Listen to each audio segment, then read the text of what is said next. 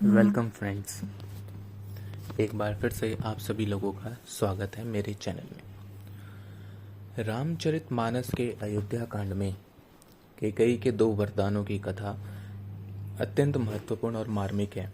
यह प्रसंग न केवल राम के जीवन में एक बड़ा मोड़ लाता है, बल्कि अयोध्या के समस्त राज्य और राजा दशरथ के जीवन को भी परिवर्तित कर देता है।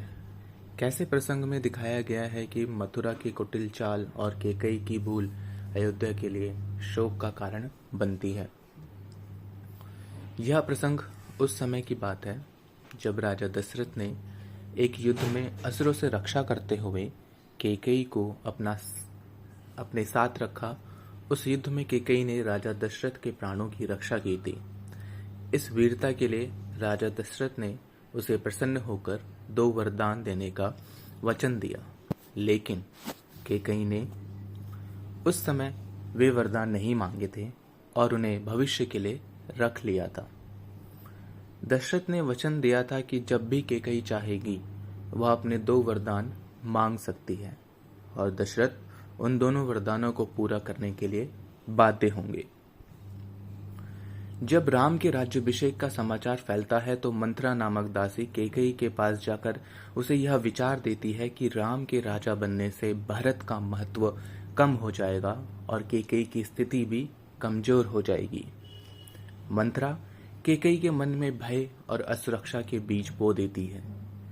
वह कैकेयी को यह याद दिलाती है कि दशरथ ने उसे 2 वरदान देने का वचन दिया था और उसे यह वरदान अभी मांगने चाहिए।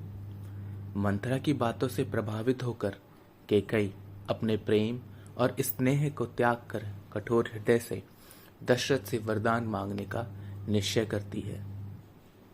2 वरदानों की मांग। कैकेयी ने अपने क्रोध में दुख का आडंबर करते हुए स्वयं को विलाप की स्थिति में डाल लिया।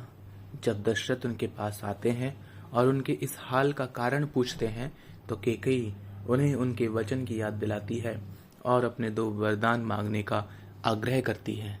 दशरथ, जो कैकेयी से अत्यधिक स्नेह करते थे, उसकी बात को गंभीरता से सुनते हैं और वचन का पालन करने का संकल्प लेते हैं। कैकेयी का पहला वरदान यह था कि अयोध्या का राजा राम के स्थान पर भरत बने। वह चाहती थी कि राम को हटाकर उसके पुत्र भरत को राज्याभिषेक किया जाए। दशरथ को यह मांग सुनकर अत्यंत पीड़ा होती है, क्योंकि उन्होंने मन में राम को राजा बनाने का निश्चय किया था। भरत के प्रति उनके हृदय में स्नेह था, लेकिन वो जानते थे कि राम के चरित्र में सभी राजकीय गुण हैं और राम ही सही उत्तराधिकारी है। दूसरा वरदान। कैकेयी का दूसरा वरदान था कि राम को 14 वर्षों के लिए वनवास दिया जाए। यह मांग सुनते ही दशरथ स्तब्ध रह गए और उन्हें गहरा आघात लगता है। कैकेयी के हृदय में यह डर था कि राम अयोध्या में रहेंगे तो अयोध्या की प्रजा और राज परिवार के लोग उन्हें ही राजा मानते रहेंगे और भरत को उस सम्मान और प्रेम की प्राप्ति नहीं होगी। राम का वनवास मांगने का यह उद्देश्य यह था कि राम अयोध्या से दूर रहे ताकि भरत की सत्ता को कोई चुनौती न मिल सके।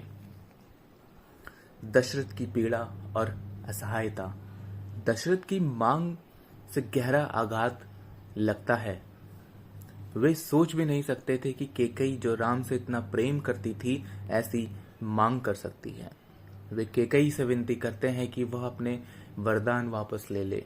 दशरथ बार बार कैकेयी से अनुरोध करते हैं कि वह राम के वनवास की मांग ना करे, लेकिन कैकेयी अपने हठ पर अडिग रहती है और दशरथ को अपने वचन का पालन करने के लिए विवश करती है।